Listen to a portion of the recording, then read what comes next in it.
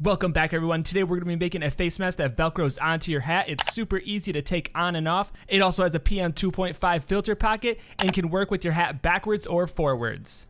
And like always, the link is in the description for the pattern.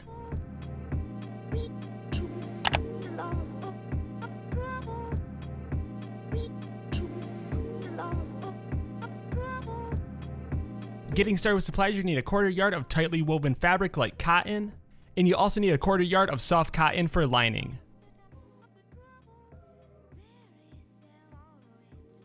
Extra wide double fold bias tape. You can also make this yourself or just buy it pre-made. You'll need 10 inches of Velcro.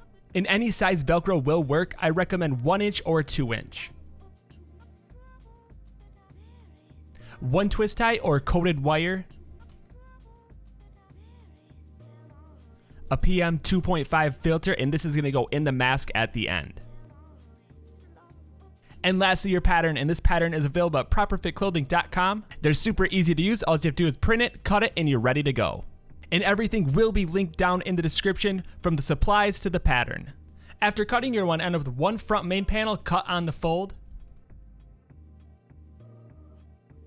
2 Velcro cover panels. 1 center lining panel cut on the fold. 2 chin panels, 1 out of your lining and 1 out of your outer layer.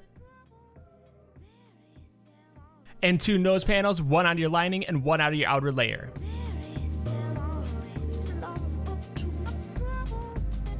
Getting started with construction, we're going to grab that center lining panel, mark the hem lines. Roll the edges over on those hem lines and pin it into position. And once you have it pinned into position, go ahead and sew a straight stitch along those edges. And you're going to want to sew about a 1/4 inch away from the edge.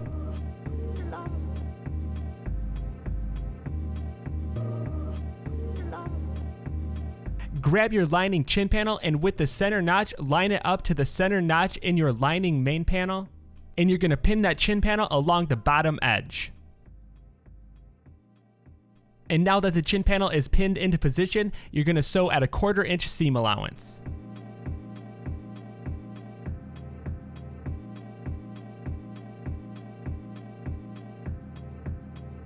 Grab the outer layer chin panel, and we're going to do the exact same thing with the main panel. Line up the notches, pin it into position, and sew at a 1/4 inch.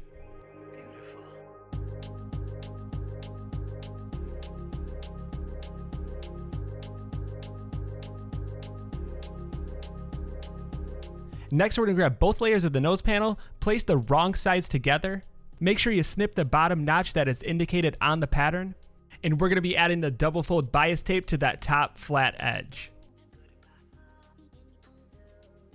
And if you're using pre-made, you just put it right on the edge and sew it on. And this is a really quick, easy method.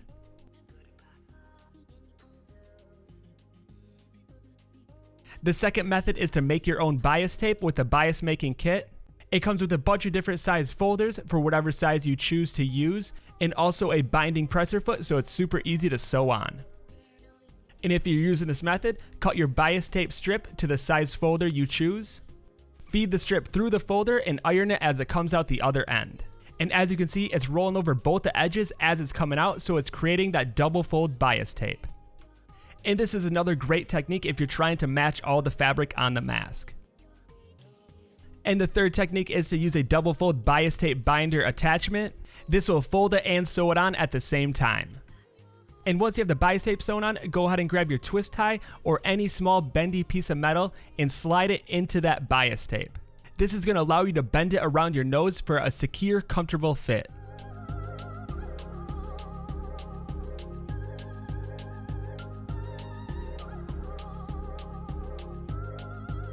Moving on, grab your main outer layer and your lining. We're going to place the wrong sides together and line up the notch at the top and also the bottom chin.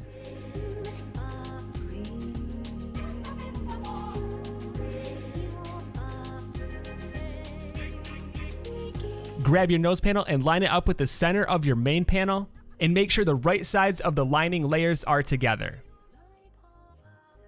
And once you have it pinned down, we're going to go ahead and sew along that top edge as close as you can to that edge. And the reason we're sewing as close as we can to the outside edge is because we want our bias tape to cover that stitch. The next step is adding bias tape to both top and bottom edges. And again, you can use whatever method that works best for you when it comes to adding on the bias tape.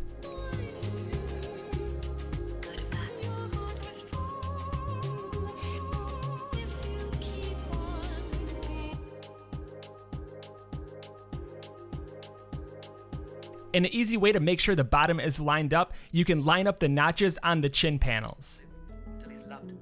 Love someone. I do, have you told her? No, you know me, I'm too shy. Here, I could cable her. Oh, why not semaphore? Arthur, you've got to declare yourself openly. Otherwise you'll stay right where you are. And at this point, I like to check all the edges, make sure everything got sewn in and there's no layers sticking out.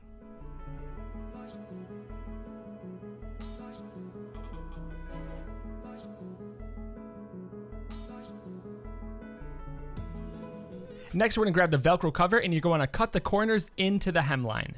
And what you're gonna do is roll over those hemlines and place it onto your Velcro. You're gonna wanna cut your Velcro the same length as the hemmed Velcro cover.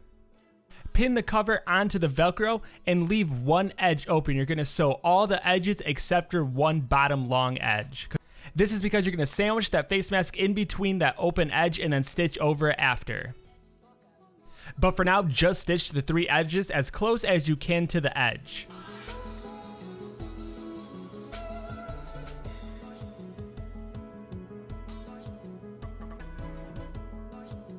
I am a plain, simple man. I have plain, simple feelings, and I use plain, simple... And go ahead and repeat this process one more time because you're gonna want one for each end. Next, we're gonna sandwich the face mask side in between those layers.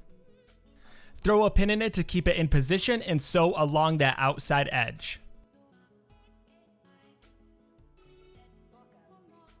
And go ahead and repeat this process for the other side. And I recommend using an edge stitch presser foot to really make these stitches look nice on the outside edge. And there are other ways of finishing off these ends. You can add leather because that fits perfectly. You could glue it on or stitch it on so that way you don't have to use the Velcro cover. It looks clean and nice. And this is an example of what it would look like. First, you sew on the Velcro just by itself, and then you can glue on your leather strip after. It is a quicker method of doing it, and if you cut the strips long enough, you can use them as pull tabs. Lastly, we're going to be adding the Velcro to the hat, and I recommend placing about a 1/4 inch away from the brim. You're going to want to cut your Velcro strip the exact same length as the one on the mask. The biggest thing here is make sure you fold that sweatband out to make sure you don't stitch it to the hat. And once you have it in position, go ahead and stitch the outside edges. You can either stitch all the way around or just the 2 longer edges. And you're gonna wanna stitch as close as you can to the edge. And you're gonna wanna go ahead and repeat this process to the other side and make sure you line it up the exact same way. I also recommend using Velcro that matches your hat so it blends in better when the mask is not on. Or you can also make little tags that cover up the Velcro when you're not using it. And there is other alternatives for attaching the mask to the hat. You can use buttons, you can use snaps. Pretty much any type of closure will work on this pattern. I thought Velcro was the quickest way to take the mask on and off when you're going in and out of a store. It also lays flush with the hat so that way you don't feel it on your head when you're wearing it. It's pounded in my brain often enough, asleep and awake, in the drowsy fantasy moment of every lonely dawn. And the last step before you wear it, you're going to add in your PM25 filter or your filter alternative into the pocket in the back. It's super easy. All you do is just slide it into the pocket and you're good to go. And if you're having trouble finding the filters, I made a video on alternatives you can use to making your own filters from household materials. I'll link that video in the description below. But other than that, thank you so much for watching and supporting the channel. Be sure to like, subscribe, comment, let us know what you think. If you have any ideas, feel free to email us. We'll definitely try to make it happen for you. And until then, we're going to keep the videos coming at you, so we'll see you next time.